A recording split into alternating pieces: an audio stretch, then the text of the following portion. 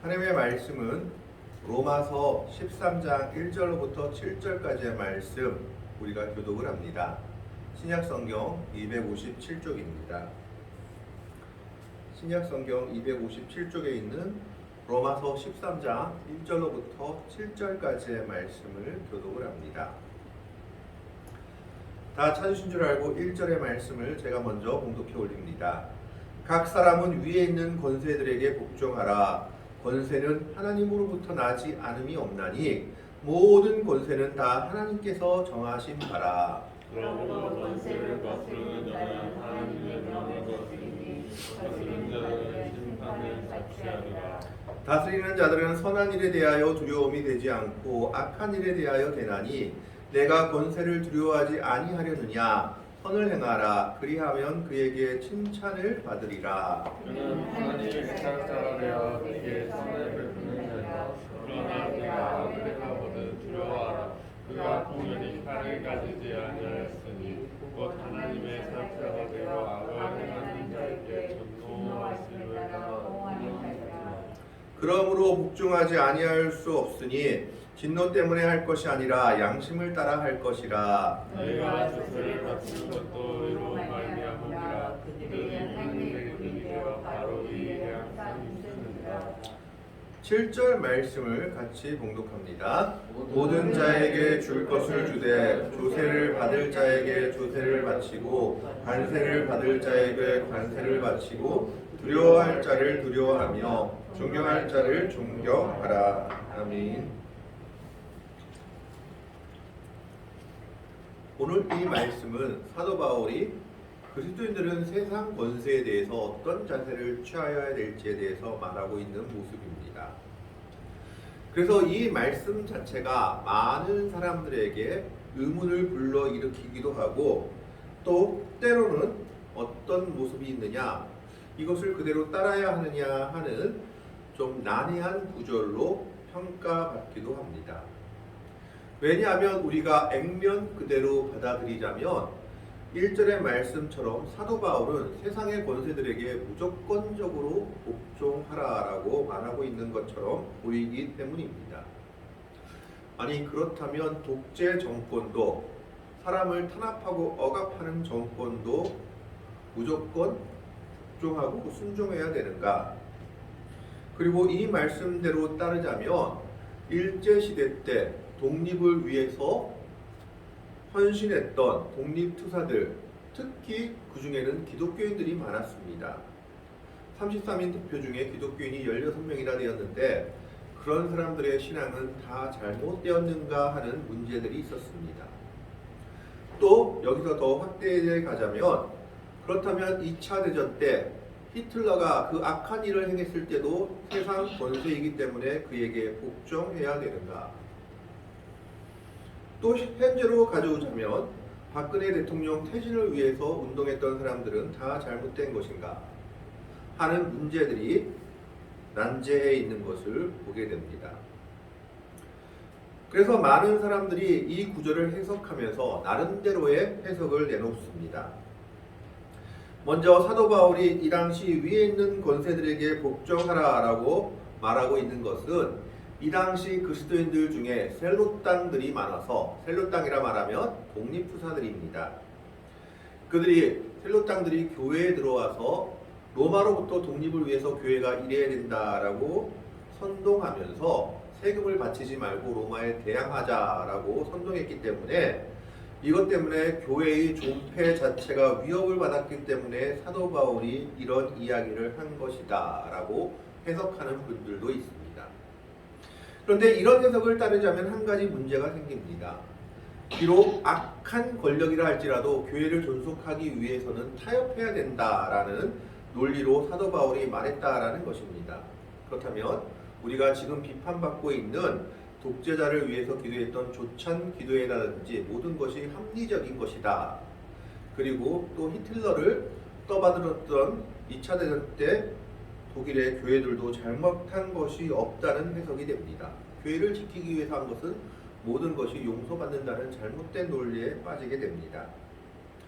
그래서 이 해석을 배격하는 사람들은 오늘 말씀에서 1절에 각 사람은 위에 있는 권세들에게 복종하라 했을 때 이 위에 있는 권세를 세상의 권세가 아니라 바로 하늘의 권세, 영적 권세를 사도 바울이 말하고 있는 것이다 라고 해석하기도 합니다.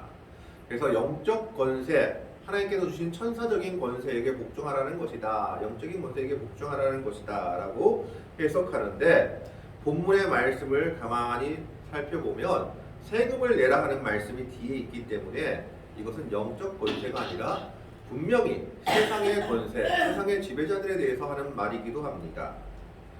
그렇기 때문에 우리는 이 말씀을 보면서 많은 의문점을 갖게 됩니다. 사도 바울이 왜 어떤 의미로 세상에 있는 위에 있는 권세들에게 복종하라고 말했는가? 이 권세들에게 복종하라고 말했을 때 이 권세는 어떤 권세라 할지라도 복종해야 되는 것인가 하는 문제입니다. 1절의 말씀을 한번 같이 보겠습니다.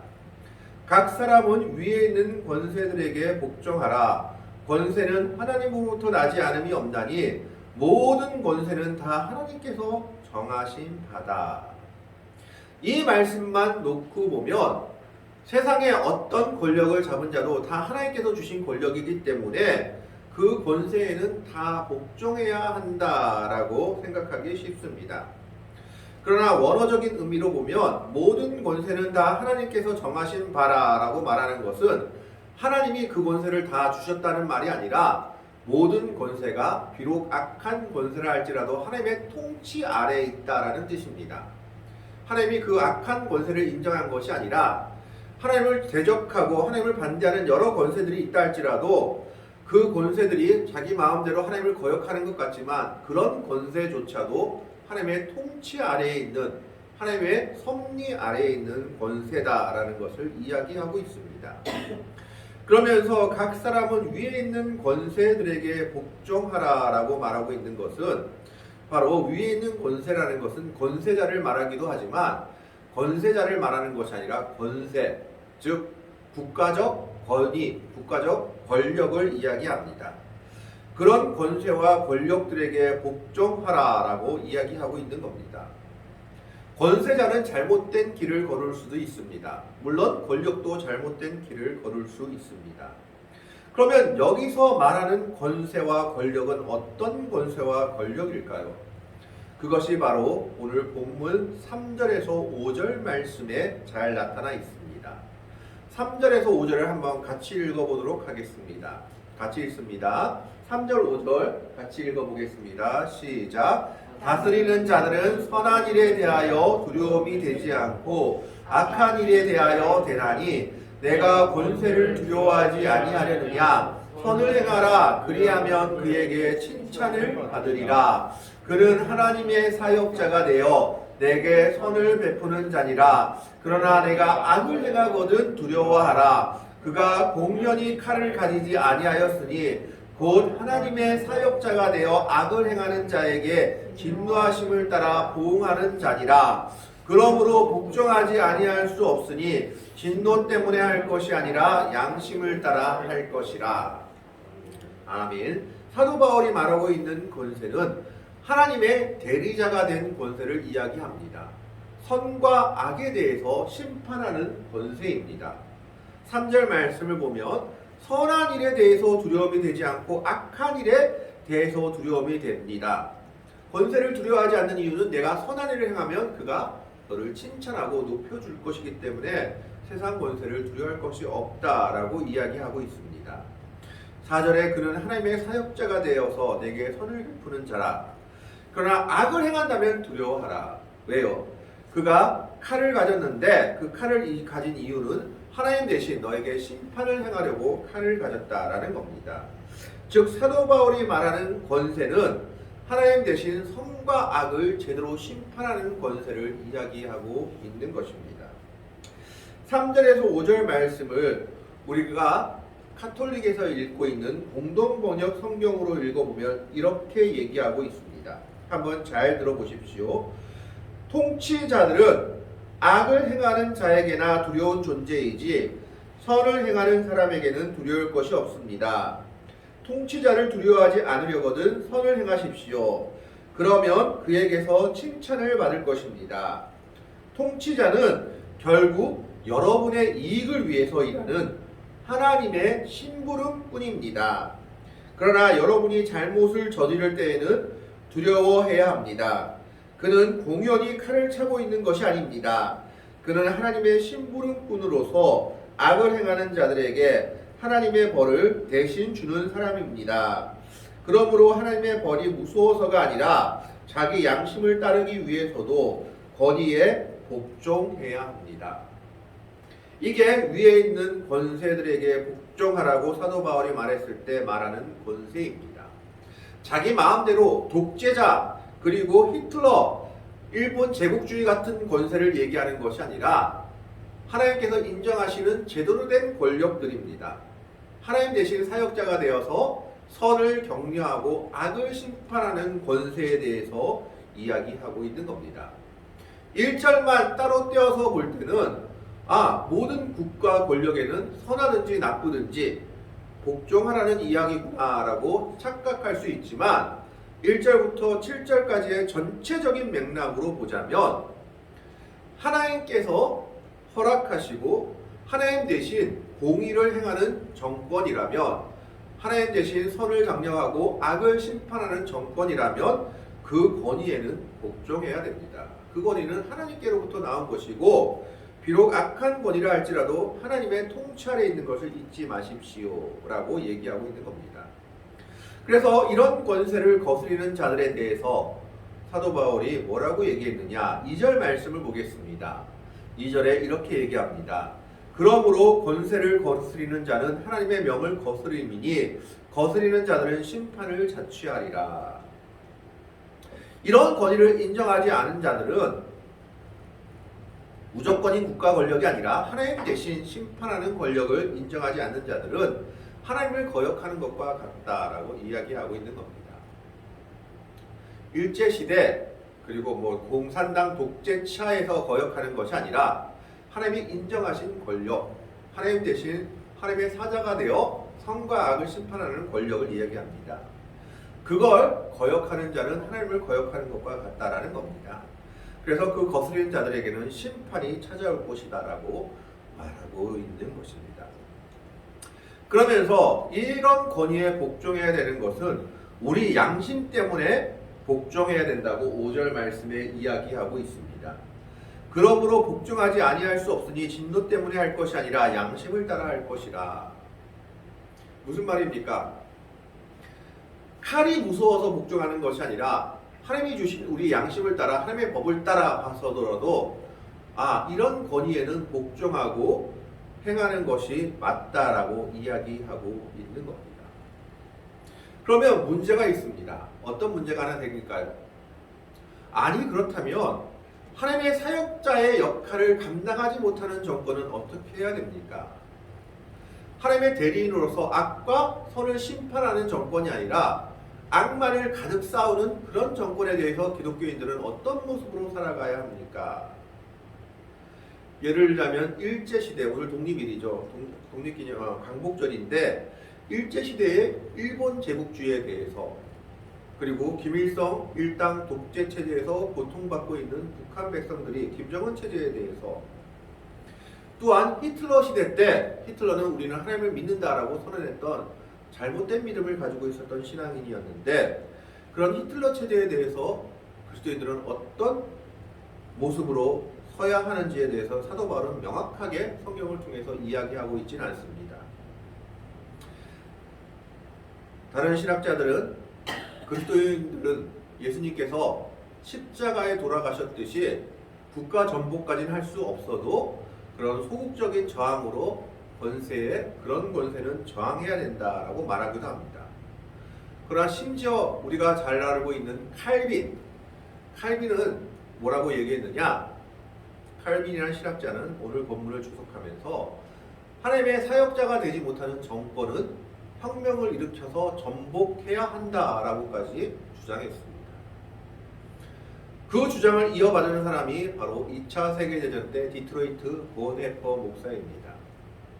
미치광이 한 사람이 버스 운전사가 되어서 모든 사람을 죽이려고 하고 있다. 버스에 탄 모든 승객을 죽이려고 하고 있다면 그 버스 운전사 한 사람을 버스 운전대 자리에서 끌어내려서 버스에 탄 사람들을 구해야 된다라고 생각하며 그런 주장을 펼치며 히틀러에 반대하며 히틀러 암살에 감당했다.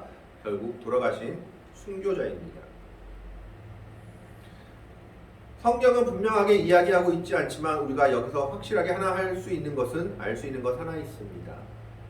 지금 사도 바울이 말하는 권세는 어떤 권세라도 복종하라라고 말하고 있는 것이 아니라 하나님의 사역자의 역할을 대신하고 있는 권세를 이야기하고 있는 겁니다. 하나님의 사역자가 되어서 악을 심판하고 선을 장려하는 권세라면 그 권세에는 그리스도인들이 국가 기관에 복종하고 의무를 다하는 것이 맞다라고 이야기하는 겁니다. 그래서 세금의 문제도 6절에 얘기하죠. 너희가 조세를 바치는 것도 이로 말미암음이라. 그들이 하나님의 일꾼이 되어 바로 이 일에 항상 힘쓰니라. 예수님께도 이 똑같은 질문을 바리새인들이 했습니다. 우리가 세금을 바치는 것이 옳습니까? 틀립니까? 바치라고 하면 민족의 반역자, 아니라고 하면 로마의 반역자가 되었습니다.